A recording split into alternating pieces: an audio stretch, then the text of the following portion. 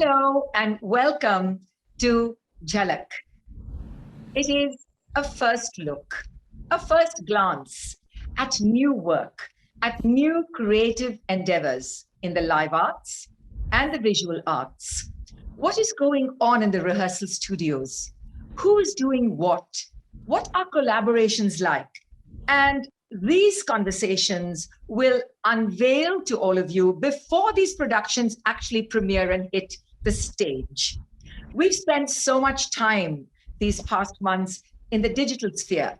And once again, we come to you through this, the social media. But today on JHALAK, we have artists from not India, but Singapore. And in Singapore, they are creating a collaboration that brings Indian tradition with Spanish tradition. You guessed it, Kathak and Flamenco. The production is called Amor Rati, which is desire, love in both languages, Spanish and Sanskrit. So here we have the company Flamenco Sin Fronteras, Singapore, led by Maestro Anthonio Vargas. Today on the conversation, we are joined by Maestro Daphne Huang Vargas, Toshiaki Konno, who is Toshi for short, and the Kathak artist Ponnamma Devaiah, who is no stranger to us and the Nartaki platform. I want to welcome you all to today's conversation. Thank you. Anita. We know that historically there was a migration from North India, and finally flamenco has sort of centralized and settled in Spain, particularly southern Spain.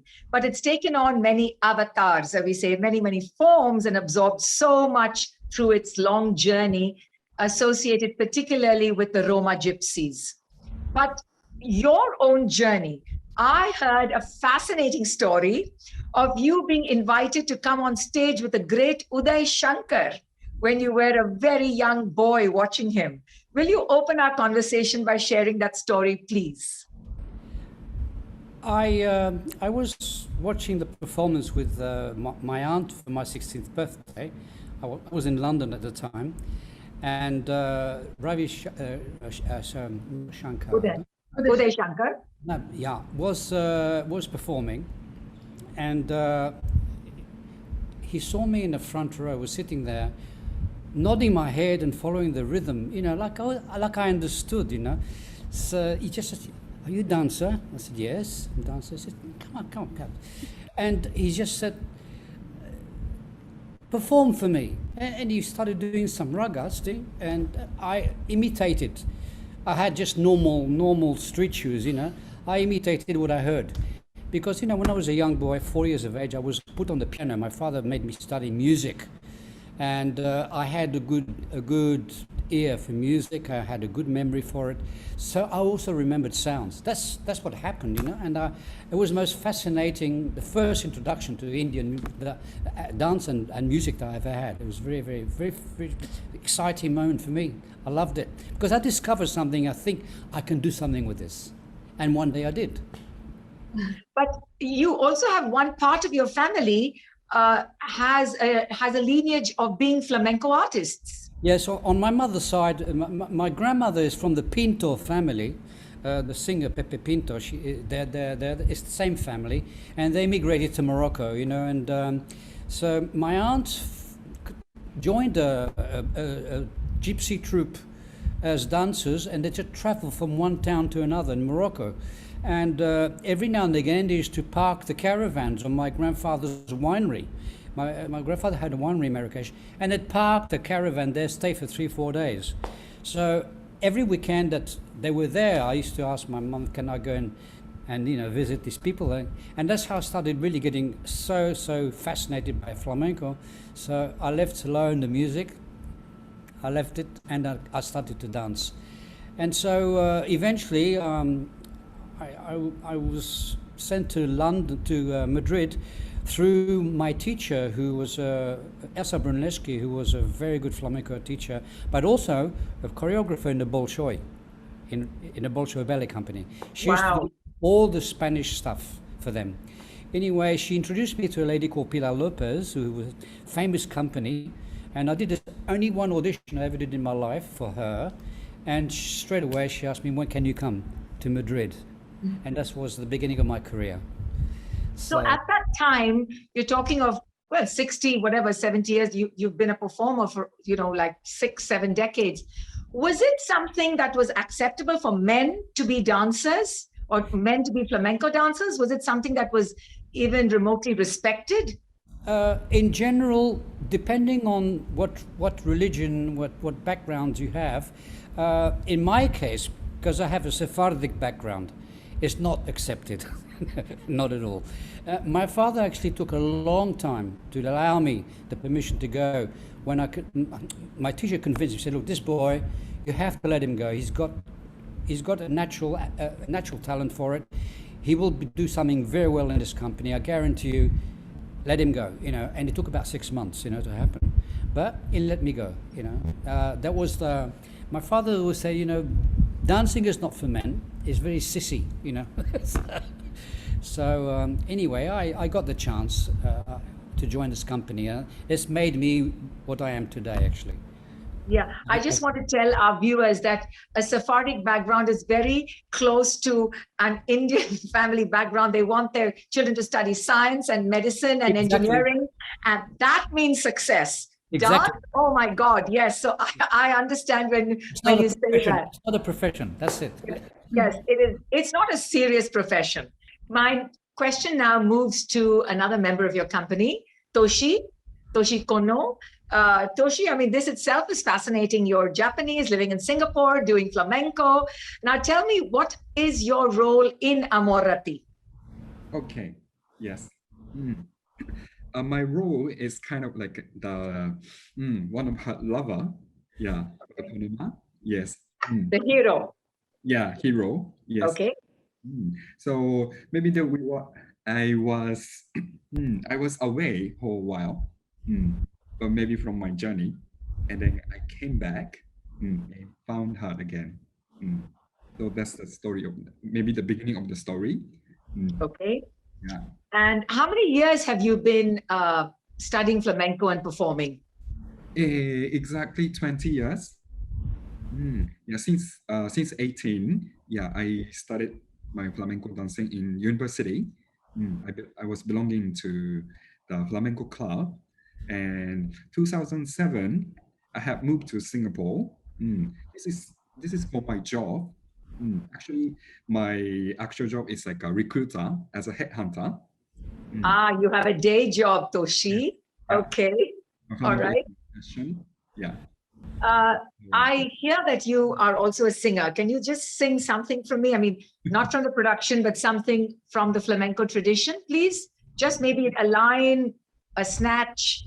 All right. Yeah. Short one.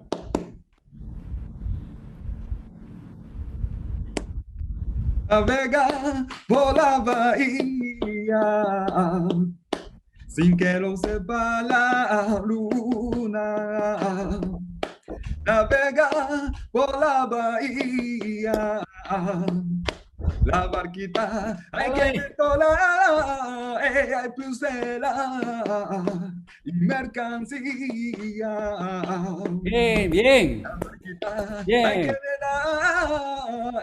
meterla y mercancía. Y en tu barca canatera, la más bonita, hecha de bala y mimbre, y el centro me quita. En tu canatera, la más bonita, hecha de bala y mimbre, y el centro me quita. LA. So, Antonio, flamenco music itself is a tradition. It's not just rhythm and stomping feet. I've been so fascinated because there's the guitar, there's the voice, there's the hands clapping, there's the feet stomping. And has it evolved? Has it sort of evolved through the centuries to become its own thing? And is the language of the songs only Spanish, or what are the words? Are some of the other words borrowed from other languages? Yes, well, the Gypsies eventually, when they settled in Spain, they went through a lot of suffering, But the flamenco language, the singing, is the basis of all the music and dance. It inspires the music, it inspires the guitar, it inspires the dancer. So flamenco, flamenco in Arabic, is the driver and the inspiration for our performances. Basically, there are rules and structures depending on which palo, which particular style, and gypsies. It's all passed on from one generation to the other. Now you can understand, as we've been going through decades, we've been hearing classical music, jazz, all sorts of different sounds. The idea of the connection of the Indian, the Rajasthan or Punjab, all the travel they did through Europe, or eventually into Spain, as you said before, collected influences. So there's Arabic, there's Jewish, there's the Indian influence, and all this has had a final product. But what we must remember is the gypsies, they hear something, they take it and make something of their own. So the music of the guitar has gone so far, so sophisticated, so much more complicated, that the guitar, even instrument, as an instrument, influences the dancer and inspires the dancer for the rhythms and the variations of music. But never must we forget, it's all based on the canti, on the singing. That's the root of it all. And probably in Indian and in Arabic, the singing is so important, because it's the driver for the whole production, for the whole art form, So today the sophistication of flamenco has taken I think it's toll, because contemporary dance has come in there, the tap dancers with their tricks has come in there, the ballet with the turns that's come in there, the jazz, all that. And now flamenco today is much more complex than it used to be. Yeah. But still, they respect the structure. That's the law. Yeah. Okay. Thank you. We'll come back to you. And I see Daphne's joined. Hello, Daphne. Hello. We are going to come back to you, Daphne, but I will pause, and I'm taking the conversation to the Kathak dancer Ponnamma now. So Ponnamma, you've been living and working in Singapore, and from our earlier discussions, you've been connected or working with this flamenco company for a few years. So tell me about what was for you the discovery that you found most difficult or most challenging. They say Kathak and flamenco are, one is rooted with the other or connected. But for you as a trained Kathak dancer, what did you find most difficult when you walked into this flamenco space? Sure. So the first thing is, when you look at the class, right, when you look at them dancing, there's something similar, you associate with it. But where does the tal start? Where does the tal end? That becomes very complicated, because for us in Kathak, for example, when we do the 16-beat time cycle, we end on the first beat. But here, they end on a different beat, they start on a different beat. So I had to sort of listen, understand, and Anthonio, Daphne, and Toshi, all of them would teach me, this is where we start, this is where we end. And for them, it becomes difficult to end on a one as well, because it's not natural for them. Yeah. I think that beginning and the end was a very, I think I took a long time, first few months, to understand that segment itself. But otherwise, then it became sort of, we started enjoying each other's space in rhythm, basically. How has your Kathak changed? Do you think it's sort of changed at all? Has it been influenced by, I don't want to use the word freedom, but what I love about flamenco is that you can be a mature woman with a generous body, and you can be a fabulous performer. And I've just seen some amazing performances both in Spain and in New York, where I lived for many years. So to see women in their 50s and 60s, just with so much sensuality embracing flamenco. And for me, it's the opposite, because in Indian dance, we're not supposed to flaunt ourselves. We're not supposed to be, like that. We're supposed to be a vehicle through which the dance comes, a vehicle through which the art. So I just want to know about, for you yourself, Ponnamma, did your Kathak or your persona on stage, has it changed somewhat in this Amor Rati production? Definitely, Didi. In the sense, in the flamenco style, right? Once they finish their dance sequences, they come together to have fun on stage. I don't know what it's called, but everyone comes and does like a 4/8 of something of their own. It'll be impromptu. They can come and do whatever they want, and then they move, and the next dancer comes and take position. Initially, I would get worried because we don't do something like that impromptu, like, and have fun on stage. You have to be on the boundary, right? And I would get a little worried about, oh my God, suddenly I have to do a footwork, I have to do something. Initially, I would get worried, and I had to constantly start working. If number one dancer is on stage, I'll be the fifth or sixth. I'm already calculating. But now I try to relax because I can enjoy that freedom on stage. I just feel sort of liberated at some points that I don't have to worry too much. And then Anthonio and Toshi, both of them have made me do somewhat flamenco influenced movements in Amor Rati. So I'm very fascinated to try that in a Kathak body rather. So it's quite interesting. And Anthonio is doing something. Is it something you can show a little bit, the top half of your body? Is there something that you can maybe talk a little bit more about flamenco influenced? For example, Didi, the first time I think a Kathak dancer is dancing on a chair. Okay. So we stand on the chair and dance a bit, and then I sit on the chair and then move a bit like them. So I was like, am I allowed to do this? In my first thing in my mind was, am I allowed to do this? But I'm like, it's okay. It's the production, and it deserves to be experimented. So I feel so excited when I go for the rehearsal.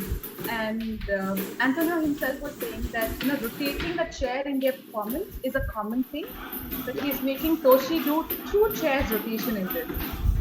So which itself is a new thing for them as well. So we're trying to push our boundaries a little bit and experiment new things. So it's totally exciting. So Daphne, welcome to the conversation.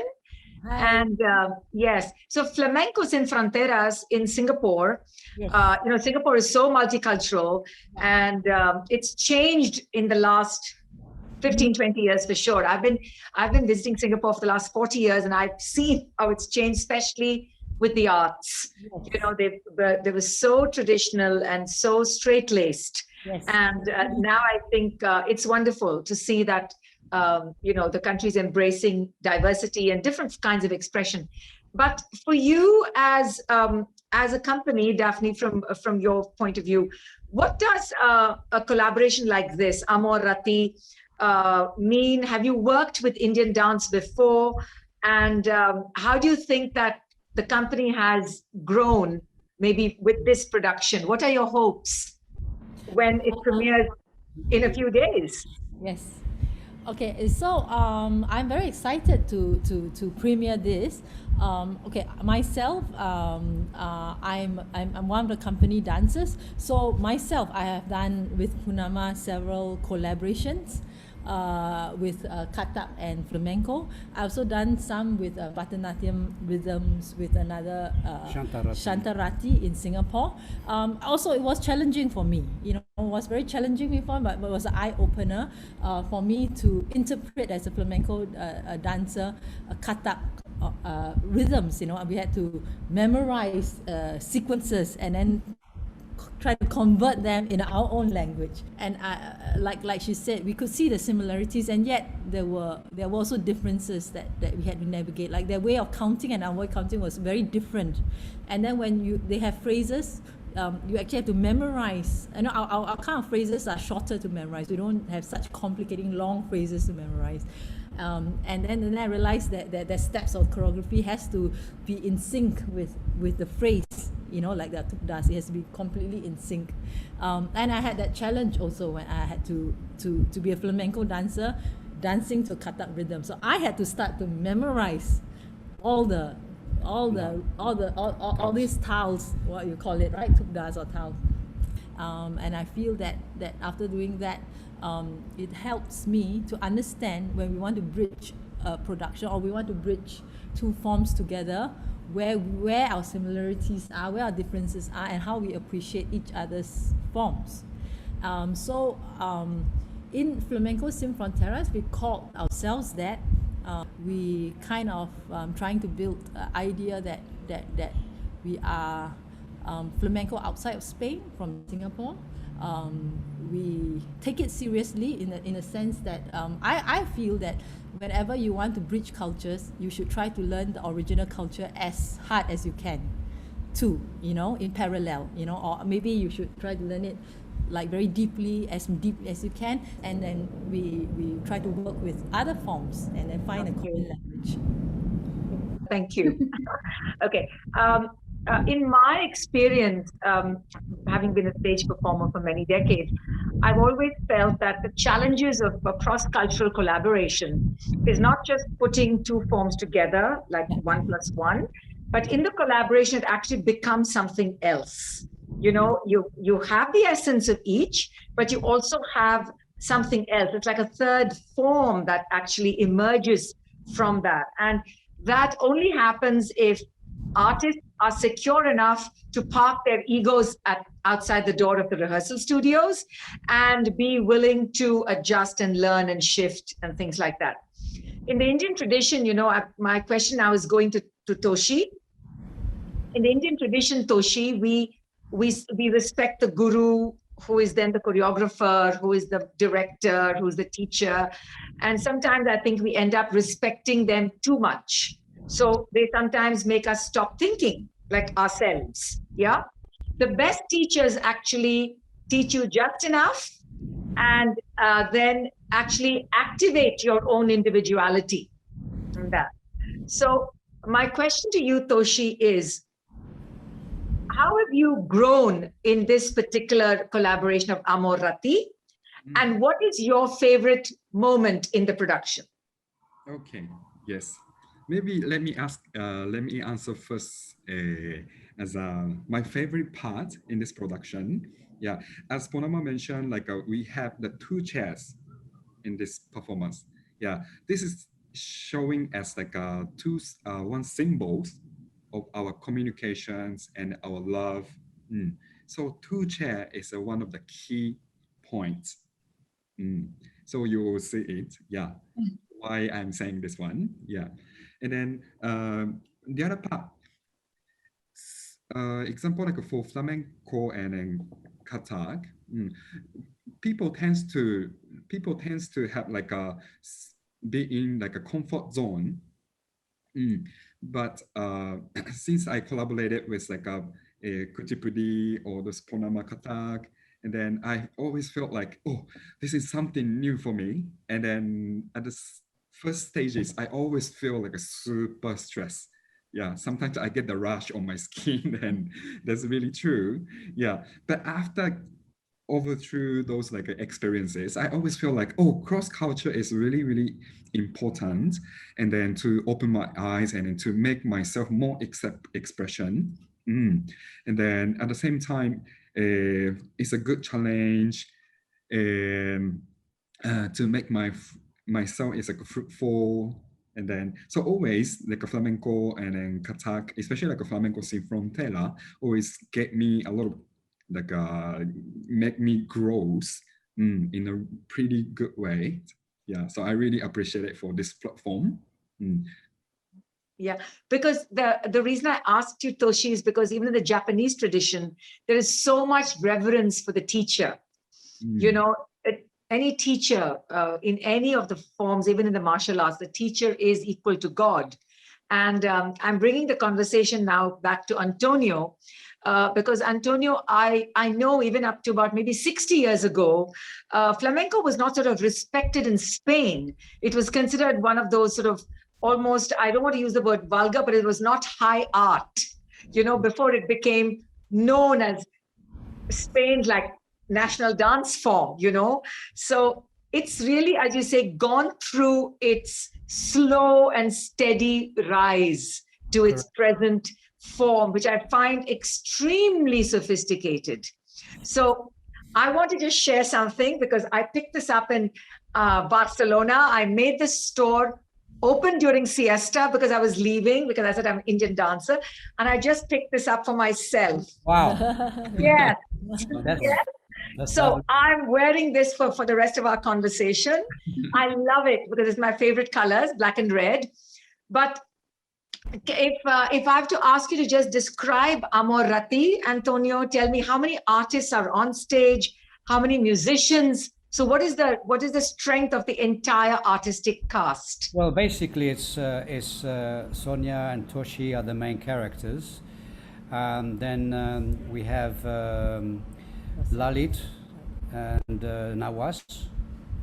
And is there a flute? Flute, It's a Raga. flute player. Indian singer. And an Indian singer. And then Carlos. And then Carlos, who is Flamenco singer. is an exceptional guitarist, musician, singer, composer. So that's about the group, and I think that this, for me, what I try to do is sit there, observe, and then look at the personalities, because the personality is what sells, is what makes a thing happen. You can know a million steps and it doesn't come over. So the personality of each of the performers is what I look at. So Sonia already had her little formats of Kathak steps. Toshi already has a lot of his own things, many things. But every now and again I say, listen, forget that step, act it. Give me some space. Let the audience digest. Not so many things going on at once. And so they've looked at it over and over again, and they've really refined it to the point that it's starting to really work well now. So they've both actually been in each other's head for the last few weeks or month or so, you know. So that's what I'm saying about the performance, you know. For me, if the personality doesn't shine, it's not going to happen. It doesn't matter how much you know, how well you do, you know. Like for me in the Indian dance, when I see those eyes working, talking, you know, it's soul to me, you know. I buy it, you know. But when you see a statica, it's all wafty on the surface, then I'm not convinced, you know. So, and Toshi's got a very good footwork, and Sonia's footwork is extremely good. Her turns are amazing. He's got a, you know, he's tall, and he's got this lovely presence and a good line. So I think you'll enjoy it. Wow. I wish could be in Singapore, but I know the premiere is very soon. I know that, like the rest of the world, you've had a very difficult circuit breakers after circuit breakers. Yes. And it can't be easy for anybody. But I think one of the questions that all of us as performers have is that we've all been longing to go back to the stage. But I think this extended period in a kind of a floating has perhaps also perhaps helped maybe clarify like what is really important about the art. Correct. What is really important that we want to convey. Yes. And as you said, Antonio, cut out all that clutter and all that too much stuff, you know. Let's just let's make the choices and let those choices really communicate, you know, effectively. And I think that would be the challenge. I'm waiting to see works like Amor Rati when we get to see it. I don't know if it'll be streamed or maybe you'll do it again soon. But yeah, to see how work delayed during the pandemic, then actually finished and created during the pandemic and then premiered. It would be really interesting to see how everybody has, I'm sure, slightly shifted, just slightly, yeah? So I want to go back to Ponnamma now and ask you about what are your hopes, Sonia, for this? What are your hopes for Amor Rati? And what do you think? What are your hopes? What if you had a dream for this production? What would it be? I would say, Didi, that it should become a full-length production. Right now, it's a 20-25 minutes work because first time we're experimenting with emotions. That, of course, Sringara Rasa, or love being the king of rasas, we have tried that for the first time. We are trying to work with emotions. And I hope this works and people like it. And then I really would want to work this as a one-up production, or I keep telling Daphne and Anthonio this, we need to do a full-length Kathak Flamenco production.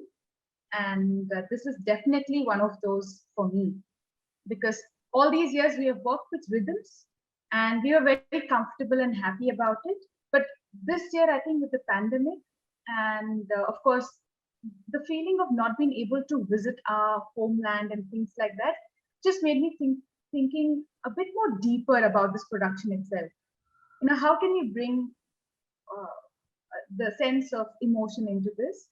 And the concept of the Toshita Bhartrika, right? If the lover is gone to a voyage or a different country, stuck in a pandemic, and then cannot meet, that sort of gave rise to the feeling of love in separation.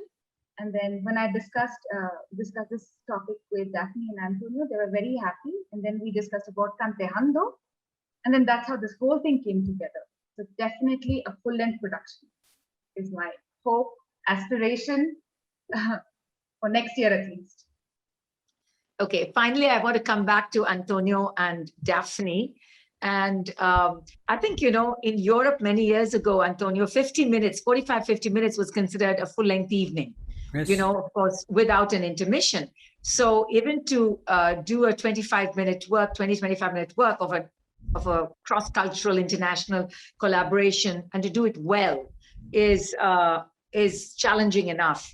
And I think the company right now, Amor Rati, represents Singaporeans' multicultural facet. You've got Spanish root, you've got a Singaporean, you've got a Japanese, you've got an Indian, and you've got music and a culture that's come from India through Spain and landing in Singapore. My God, we really are in a global world.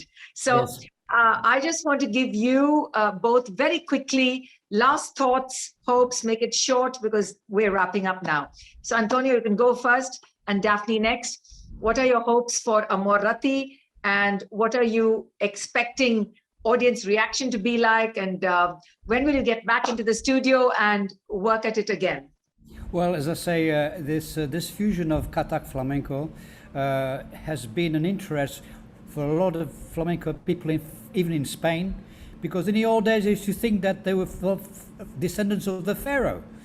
And then suddenly, about 25 years ago, from DNA, it was found out that the gypsies came from India, from Rajasthan and Punjab.